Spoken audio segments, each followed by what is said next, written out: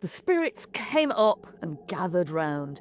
Teenagers, girls and boys, the old who suffered for many years, and fresh young brides whom labour destroyed in youth. And many men cut down in battle by bronze spears, still dressed in armour stained with their blood. From every side they crowded around the pit with eerie cries. Pale fear took hold of me. That's from Book 11 of Homer's Odyssey, when the hero Odysseus is conjuring up the shades of the dead. And to be fair, there comes a moment in the life of quite a lot of Greek heroes when a visit to the underworld becomes pretty much inevitable.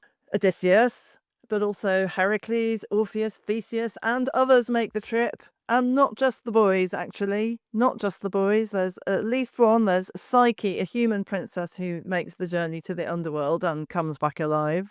In this, which is the second of our Halloween episodes, we are crossing the River Styx and we're taking our own journey to the underworld, guided by the myths of Greece and Rome.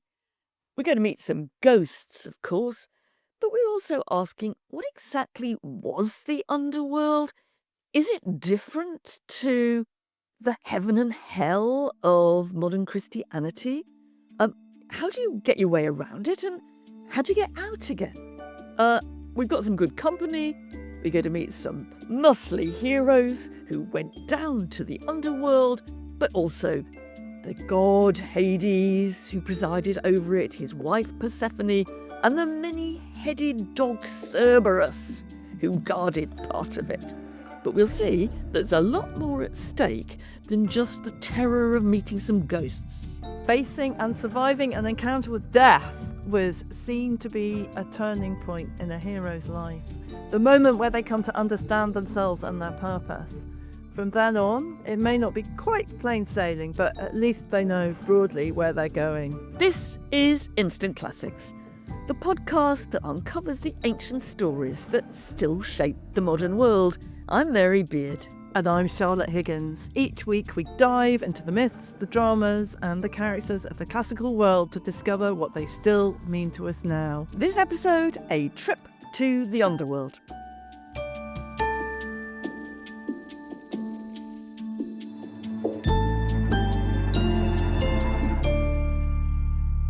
Where do we start? I mean, I think one place to start is with the simple fact that we're still surrounded by images and reworkings of the ancient underworld. It's still part of our literary tradition, our films, our novels. No, absolutely. I mean, a sort of obvious one, although one could hardly call it modern, is Dante's Inferno, part of the Divine Comedy.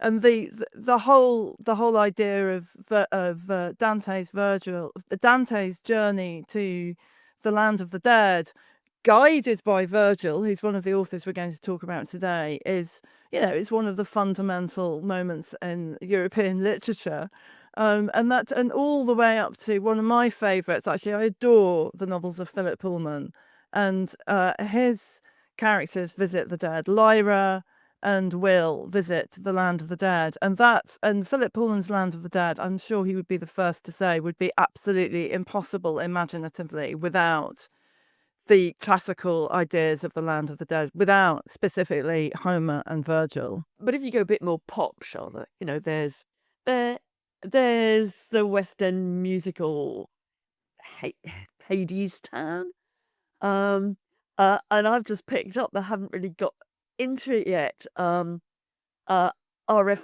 Kuang's novel Catabasis, Going Down, where it's a kind of fantasy novel where she goes to bring back her academic tutor from the dead, so that he can write a reference for her, which she needs, and he's inconveniently died. Seems like a lot of trouble to go to. I think that it's kind of easy to see how the underworld has, weaves its way through our own popular culture and our own highbrow culture.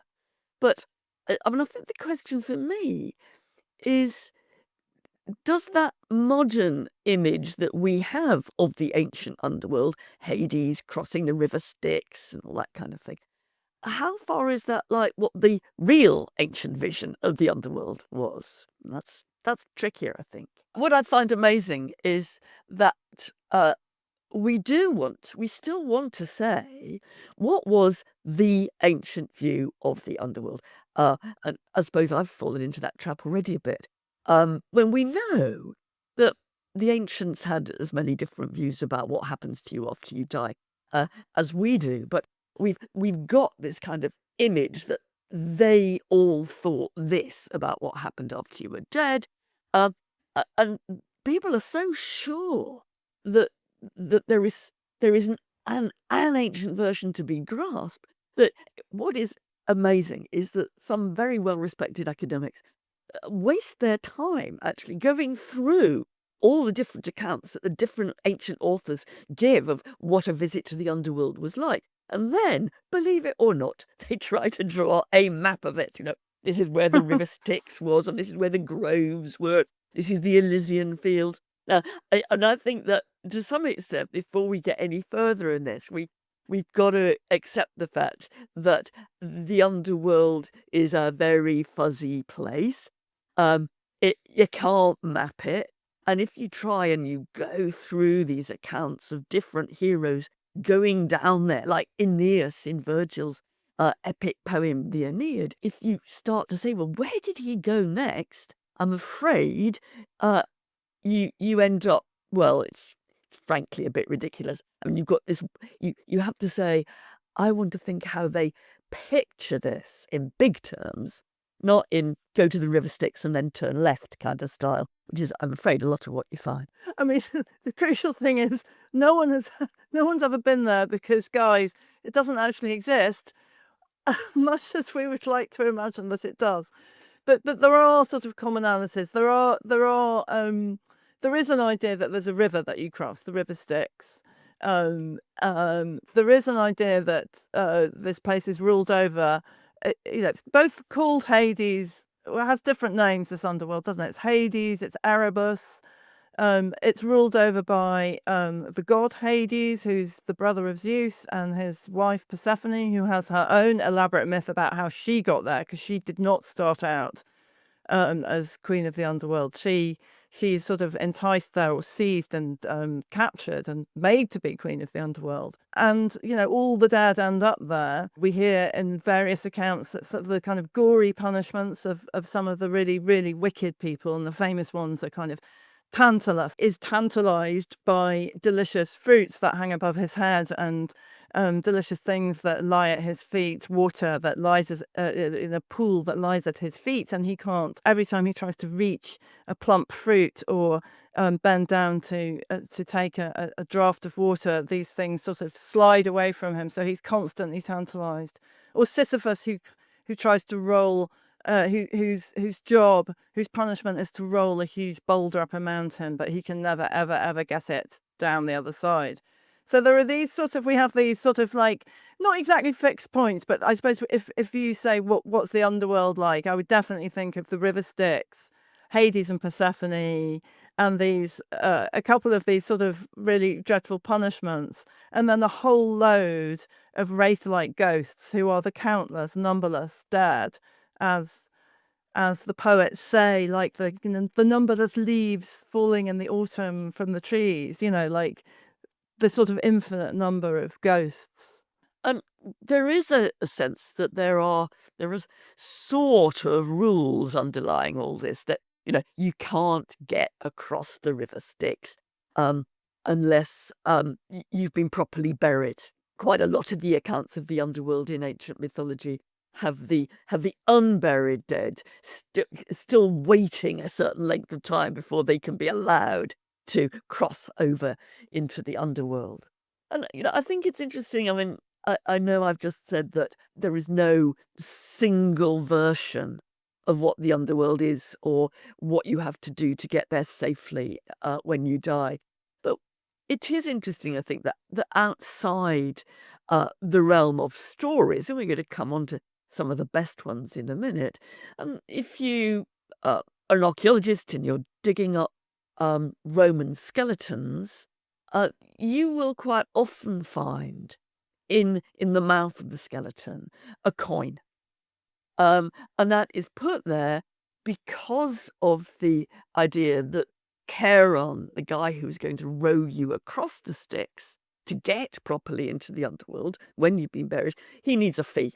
He's a money-making enterprise. And and I think that what's interesting is that shows that however far it goes and whatever different versions there are quite a lot of people in the Roman world who would say, I'm going to put a coin in Granny's mouth so she can get across the River Styx. That there is something about these stories which are sort of widely shared, if not believed. So let's just think about who went there for a minute. I mean, for all these stories of heroes going to the underworld, it's not going down in a way that's the most difficult thing. It's getting back. It's always getting back. And getting back with the thing that you came for as well. I mean, I suppose the really sad, famous, gorgeous one story is of Orpheus, which is told very beautifully in various sources, but like I'd say perhaps most memorably in Ovid's, the Roman poet Ovid's Metamorphoses, a 1st century CE poem. And Orpheus is absolutely gut-wrenched, and he's devastated by the death of his wife Eurydice. And so he goes down to the underworld to try to get her back.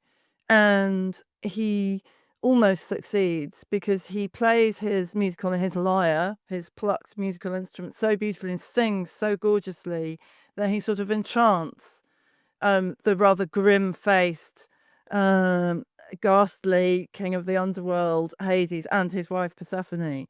And they are persuaded to allow Orpheus to take Eurydice back to the surface, back to the upper world, but on one condition: Orpheus is not allowed to look back.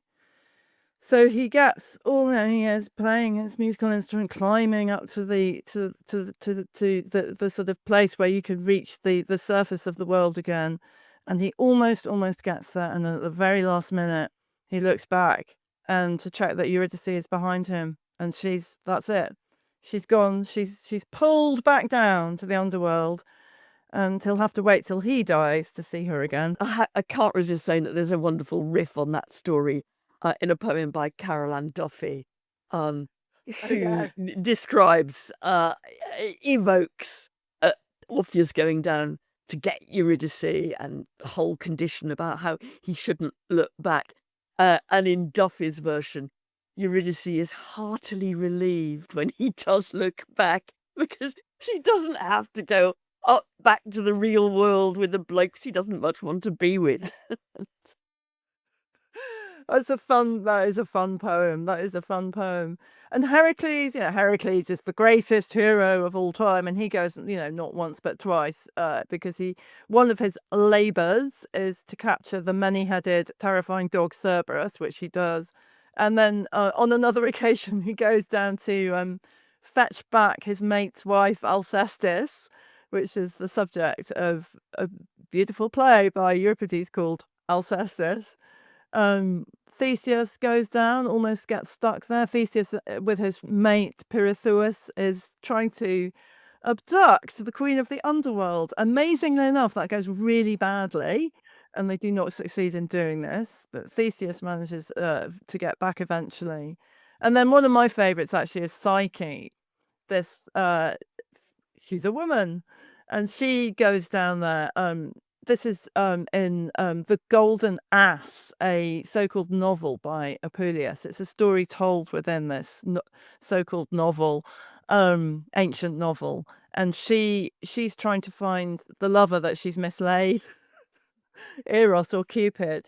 And she has set some very, very horrible tasks, a bit like a fairy tale. She's set various tasks and quests by the goddess Aphrodite, and one of them is to go down to the underworld, and she succeeds. She goes down there and she gets back, and she's amazing. We love Psyche. But I think that we need to get on to the biggies now, because we we started by reading out just a few lines from Homer's account of Odysseus's journey to the underworld at the very middle point of the great epic story, the Odyssey. And this is really the earliest Greek account that we have of how you do a visit to the underworld. And it's totally formative, I think, both of other later ancient versions, although they differ in sometimes significant respects, but it's also formative of how we see the underworld. And I think that the thing we've got to get straight absolutely at the beginning is that there's one thing that Odysseus, when he's visiting the underworld, doesn't do, is that he doesn't go down. I think we've talked about the katabasis, the going down to the underworld. And that is mostly how it is. It is the underworld. What Odysseus does, and we'll explain in a bit how he gets there, but Odysseus actually goes to the edge of the underworld. He does all sorts of weird rituals, and he brings the ghosts up to him. He doesn't go down to them. He conjures them up. So it isn't a going down at all. It's really necromancy. It's close to witchcraft in a way, the way that Odysseus does this. And I think you have to always bear that in mind, that this is although the kind of ancestor of these underworld stories, the Odyssey isn't really an underworld story at all. No, it's part of his shipborne adventures. He is advised, or he strongly suggested, that he should go there by the person he's just been visiting, the witch Circe, because he's supposed to go. She tells him, in order to get home, you need to consult this prophet. Unfortunately, the prophet is dead, Tiresias. So you're going to have to go consult his ghost. And his ghost is to be found, on the edge of the underworld. And the way you get there. So this is sort of about how the Odyssey, the poem, thinks of the geography of the world. There's all the stuff we know about vaguely, like Ithaca and Argos and Troy, in the middle of this map, surrounded by sea. And then at the edge of everything, this is a flat world, at the edge of everything, there's something called the ocean stream. And somewhere by the ocean stream, there is the land of the Cimmerians, who live in virtual darkness. And he has to get there. So he sails there. And in this dark and gloomy land, he then has to perform, like you said, Mary, he has to perform these really quite creepy rituals. He has to dig a pit. He has to sacrifice a bunch of sheep. He has to he has to pour wine and water into this pit. He has to sprinkle barley over it. And then eventually all the ghosts swarm up to him, and in a terrifying crowd. It's really creepy Halloween stuff. They swarm up to him because they're all eager to be fed blood, which is the thing that is going to make them able to speak. Yeah. So it's really quite, yeah. Homer's version of these dead ghosts is that they can't do anything really, apart from flit around, because they haven't got any blood. So if you want to talk to a ghost, if you want to kind of operationalize a ghost, what you've got to do is you've got to, through the ritual of sacrifice, provide blood for them. And once they've got some blood, then you can have a chat, you can interact with them. But it's almost the definition of the ghost is it's a person without blood. And it's not a good advert for being dead. I do think one of the things that's so interesting about this encounter with the dead and the Odyssey is that these ghosts are wraiths. They have no life in them. I mean, by definition, but they're such insubstantial beings that in order to have any sort of vigor to them, they need to have this blood. It's not like you have to. it's so unlike a kind of Judeo-Christian version of if you behave well, you'll go somewhere nice and something nice will happen to you. So Odysseus fends off all these ghosts who want to drink the blood and makes sure he gives the blood to Tiresias first, this prophet who he needs to speak to. He receives the prophecy from Tiresias, which basically tells him how to get home. And then Odysseus, out of pure curiosity and interest, feeds blood to other ghosts so that he can have a chat with them. One of them, by the way, is his mum, and I do think it's incredibly moving because his mother, he does not know, has died. So he's been away fighting and travelling for 20 years, and his mother back home has died. So he encounters the ghost of his mother, who essentially says, I died of grief because you went away and everything's gone a bit wrong back home. So it's a very touching and extremely sad encounter. But he also meets some of his mates who were fighting with him at Troy. And I think, Mary, that one encounter with Achilles, the hero Achilles, where Achilles says, I would rather be the lowliest farmhand, hired hand on a farm, than reign over the kingdom of the dead forever. I would rather be the lowliest farmhand for a day than reign over the kingdom of the dead forever. It's so resonant and so sort of part of like the ethos of the Odyssey, which is about life and survival. It's not, it's about avoiding death. And this hero is dead and he has nothing good to say about it. No, there is, this isn't the blissful life hereafter at all. This is a kind of a state of semi-existence where you can't communicate. And I think what's interesting is that in the case of Odysseus's mum, even when she's had the blood, and so has become kind of, in a sense, able to relate to Odysseus, she's become a sort of half person again. He wants to hug her, and you can't hug a ghost. That's impossible. That sort of the warmth of human interaction is absolutely off limits when it comes to these ghouls and ghosts. They're not part of that world of human love and affection, really, although you can give them enough blood to make them be able to speak.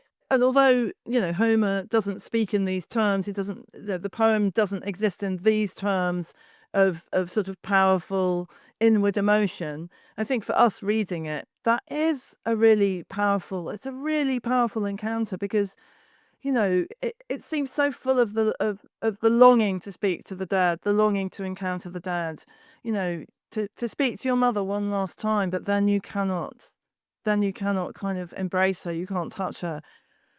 I find it very moving. And that idea of hugging, trying to hug the dead, and three times you try and hug your mum, and three times she melts away. That beautiful image actually is picked up by the much later Roman poet Virgil when he describes his hero Aeneas descending to the dead. But let's take a break, Mary, before we discuss Virgil. And by the way, guys, if you want to hear more about the Odyssey and how the story leads up to this moment of Odysseus's trip to the underworld, do please think about joining our fabulous Odyssey book club, where we are slowly reading the Odyssey together and just having so much fun doing it. Okay, let's take a break.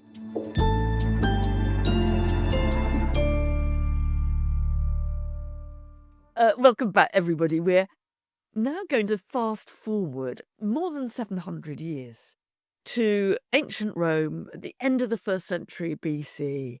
It is the reign of the first Roman emperor, Augustus, and Virgil, one of Augustus's court poets, is writing an epic story, the Aeneid, on the foundation of Rome, or the foundation of the Roman race, not the city itself, by Aeneas, who has fled from Troy. there is where he's been defeated by the Greeks and is basically a refugee, and he washes up eventually on the shores of Italy. Now, even with that brief description, you can see that the Aeneid, as it's called, is in many ways a parallel to the Odyssey. The Odyssey takes Odysseus, the victorious Greek, home from the Trojan War. The Aeneid takes Aeneas to his new city on the other side of the Mediterranean in Italy. And just like, and clearly mirrored, and, and clearly based on the Odyssey, in the middle of Virgil's great epic of Aeneas, he has his hero, Aeneas, also visit the dead. This time, in fact, it is in a proper underworld. He has to go down. It is underground. Sort of its entrance is through a cavern. It's very mysterious. It's a hugely more elaborate description than what Odysseus gives us, and I think it's one of the descriptions that has misled scholars into wanting to kind of make the map of the underworld. But what is absolutely key is that, unlike Odysseus, Aeneas has a guide. He visits the priestess of the god Apollo, a Sibyl, and it is she who gives him the instructions of how he is going to get to the underworld to find out. In this case, it's going to be from his father, who has died, not from a prophet. He's going to find out about his own journey to Italy, the remaining journey just about there, but also the future of the Roman race. She gives him all kinds of complicated instructions. He has to go and get a special magical branch, a golden bough he has to pluck from a tree. But really interestingly is that the Sibyl comes with him to the underworld. And there are all kinds of things that are similar. Then there are meetings, there is sadness about the inability to connect. But this is a much grander, more prophetic version of the underworld than what we saw in the Odyssey. Absolutely. It's on a grander scale. It does have a sort of sense of geography, the idea that, and I agree, Mary, like, do not try at home to draw a map of this, but sort of disappearing down into the cavern. There are woods and shady groves. There's the River Styx. I mean, the whole kind of crossing of the River Styx is brilliant in Virgil's Aeneid. It's just a wonderful scene in all kinds of ways, because Charon, the ferryman over the Styx, is so wonderfully described. So you've got all these, you get this sort of extraordinarily vivid scene of the banks of the river, and then millions and millions and millions of the dead making their way, pouring their way to the shores of the river. Virgil says they are as many as the leaves of the forest in autumn, or flocks of migrating birds. So it's this beautiful image. And Charon is like this vigorous old man surrounded by all these insubstantial shades. And then when Aeneas finally gets into the boat sort of tosses and almost threatens to sink a bit, because Aeneas is a real person with an actual body. Oh, what for me is amazing about this bit of the Aeneid is it's tragic, it's momentous, but Virgil also injects a little bit of humour into it. Partly because Charon is this kind of burly guy who actually, is a bit of a commercial enterprise. But but the funny thing is that the dead are wraiths. The dead don't weigh very much. They're insubstantial shades. So you put Aeneas on the boat to go across the Styx, and the whole thing nearly sinks. By the way, what is Charon saving up for? I mean, what the heck is he doing with this money, by the way? He must be proper rich by now. But anyway, I don't believe anyone answered that question in antiquity, and I don't think we'll ever know. Charon's pension pot. But where is he going to spend it? And when is he ever going to retire? Because the dead keep on dying. It's steady work. I mean, one of the things that happens is that Aeneas meets, actually, before he takes the boat across the Styx, he meets his old steersman from his ship, Palinurus, who drowned. And there's he can't get across the river until he's been properly buried. So he's asking Aeneas for a proper burial. So that also mirrors a scene in the Odyssey where Odysseus also meets his man Elpenor, who is also unburied because he fell off the roof of a house while drunk and nobody noticed. Yes. So message What? everybody, please go and bury Elpenor and Palinurus, because that will allow them then to take the trip into the underworld proper, instead of being excluded from it. For descriptions differ, but maybe up to 100 years, maybe forever, who knows? Because you don't get there if you're not buried. And then right across the river, there's a sort of zone in this underworld for Aeneas, where people who took their lives, the ghosts who took their lives, have a sort of special area. He therefore meets his ex-lover Dido, who took her own life using Aeneas's own sword. Freud, go figure. After Aeneas left her, in an earlier part of the poem. And I think at that point, I mean, it's an extraordinary encounter between Aeneas and Dido. It is what I think it's like the most awkward literary encounter between a pair of exes that I've ever read. Because Aeneas, who was absolutely hopeless at communicating with this poor woman when he was actually with her, now, too damn late, is full of apology and I loved you and I had to do this thing and I didn't mean to hurt you. He cries, doesn't he, I think, at this point? Finally, he shows some blinking emotion. Emotion after being complete sleazebag when he left her. Here, meets her in the underworld and the emotion pours out. But happily, I must say, I'm so much on Dido's side here. He's really hoping that Dido is going to say, "Oh, don't, all forgiven, all's well that ends well. I'm down here, let bygones be bygones." Dido says absolutely nothing to him, turns round, goes away, and she goes back to the ghost of her first and proper husband. She gives him the blank supreme. It's absolutely brilliant. She gives nothing back. It's talk to the hand from Dido. It's just the most wonderful, wonderful scene. Very sad for Aeneas, of course, but I'm afraid I'm with Mary here. He deserved that. He behaved absolutely appallingly to this woman. Anyway. Yeah, I think it's a wonderful, for people who are interested in the Aeneid, as a bit of a digression, but I've often heard people say, "Oh, well, it really didn't matter that Aeneas abandoned Dido back in Carthage and that she then killed herself. Sad as it was, he had his mission to go and found Rome. So, he had to forsake his love and get back on the boat." I think you can't say that the Romans just thought this was normal behaviour.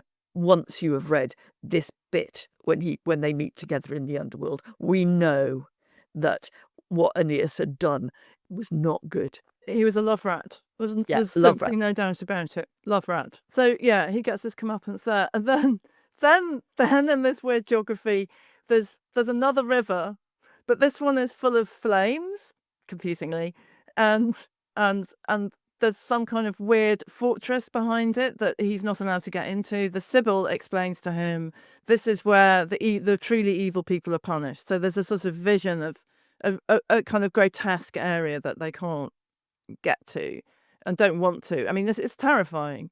And then they make their way to what I call the VIP area, which is described as the sort of land of joy, the fortunate woods, the homes of the blessed. And that's where Aeneas gets to meet his dad in this VIP area. Mary, tell us about that, because this is an encounter that is so much more kind of portentous, stately, freighted with destiny than anything Odysseus has. Yeah, I mean, I think that the impression you get from the Odyssey, I mean, not entirely, because Odysseus is learning from the prophet, how he's going to get back home. But his encounters are mostly to do with the past. They're about um, meeting people who he wants to catch up with, meeting his mum who hadn't realised had died. And they're very personal, actually. Now, the main encounter with Anchises, his father, um, in uh, the Aeneid, is about how it's a prophecy. It's about how Rome is going to be. Um, it's about what kind of race, what master race, in a sense, horribly, um, Aeneas will be establishing in Italy. And Dad goes through the history of Rome leading up to the period in which this epic is being written, and the extraordinary control and command and world domination that Rome will have under Aeneas's descendant, the first emperor Augustus. And Anchises comes out with all kinds of slightly two-edged sometimes prophecies about how Rome is going to be, how it is going to behave. It is going to um, spare those who get into it, but it is going to absolutely smash debellare the superbus, he says, the proud. So it is a lot of what Anchises says has been taken to be pretty jingoistic stuff about Rome's future destiny.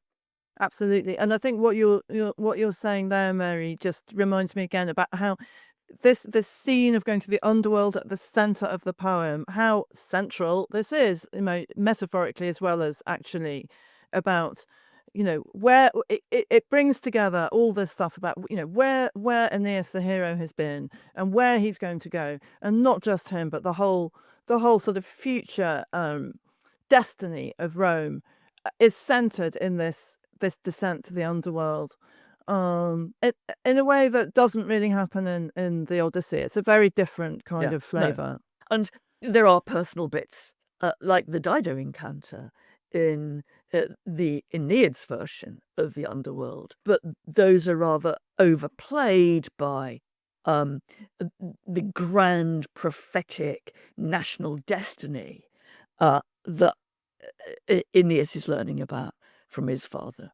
We could talk about the Aeneid and finding our way around Aeneas's Underworld for hours, but uh, uh, I think we need to bring this to a bit of a close by asking full on these why these ancient stories of the of Hades, of the underworld, of crossing the Styx, etc., why they have been so absolutely central to all the Western literature that's followed, really. This isn't just because we got some grisly bits of ghost stories here, though if you want some grisly ghosts, they're there.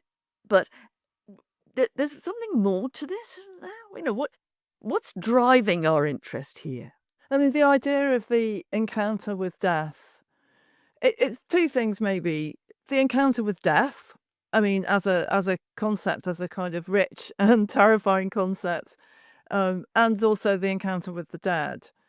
For me, those are two things. And then I suppose another thing that I think is almost a purely literary concern in a way is just how vivid, how extraordinary the writing of these passages, both in the Odyssey and the Aeneid is. Like, these scenes bring out some of the best writing in these poets. The imaginative, the infernal geography, although, like we say, we don't try and draw a map here, but it is so resonant, it's so beautiful. These woods, these rivers, these groves, these kind of terrifying fortresses, the flaming rivers, it's just so memorable. And I think that gets into the bloodstream of poets forevermore. And that's really, really part of it. But in a way, Mary, what about this idea of the encounter with death? Well, I suppose I think that literature is a wonderfully liberating way of thinking about this. I mean, we're free of belief, we're free of religion, we're free of fact. Um, and literature is allowing us to let rip about, let the imagination rip about what it might be like when you're dead. I mean, what human being in the world cannot ask the question, what's it like when I'm dead? And we get some of the most exciting answers, even if they're not entirely optimistic answers, certainly in the Odyssey and the Aeneid. But there's also inherent in all these accounts the idea of conquering death in a way, isn't there? Because our guys, by and large, come back.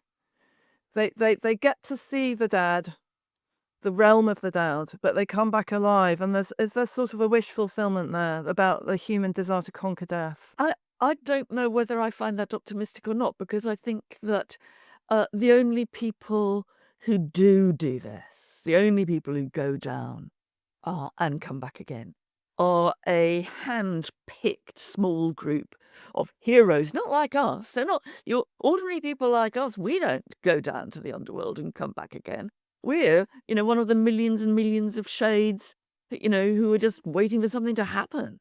Uh, so I think you can read it two ways. You can say, look, ultimately, this is a glimpse of a version of the world in which we can see what happens after death, and we can come back. And in a sense, I mean, I think that's what J.G. Fraser, the first anthropologist, both I think in England and really globally, and when he called his great work of anthropology of world customs, when he called it the Golden Bough, he was picking up the idea of the golden bough that the Sibyl had told Aeneas that he had to pluck before he could get down to the underworld. And Fraser's kind of saying that the exploration of other people, other places, is a bit like exploring an underworld from which you can come back. Right? Mm. So I think that, I think you're right. But it can take you two ways. And it's a myth. It's a myth, as they say, isn't it? The going down to the dead and returning again is absolutely not. It's not particular to the Greeks and the Romans. It's a constant throughout human culture, really. But I tell you what, Mary, the thing that really gets me in the end about these two accounts, the Odyssey and the Aeneid, the accounts of the encounter with death, is actually the encounter with the dead. The idea that we want to see the yearning to see those we have loved again after they have left us, and the impossibility actually of reaching them. And in both those poems, Odysseus tries to reach out and embrace his mum 3 times. 3 times she melts away. Aeneas tries to embrace his father 3 times. He melts away. And for me, that is it's the most devastating. It's the most devastating image. And to be slightly more favourable to Aeneas than I have been in his relationship with Dido, it's also saying, what are the things that I always wanted to say to them that I never did and kind of never can? That's it, really, isn't it? That's it. I guess say the stuff to the people you love right away, rather than having to go all the way to the underworld to do so. And come back if you're lucky. One takeaway. Yeah. Still means something. It still means something. That's what I think is really does. Important. As ever, we want to know your thoughts and comments, ideas, questions. And so if you have them, please do send them to us at instantclassicspod@gmail.com or on our social media at instantclassicspod. Bye. Bye.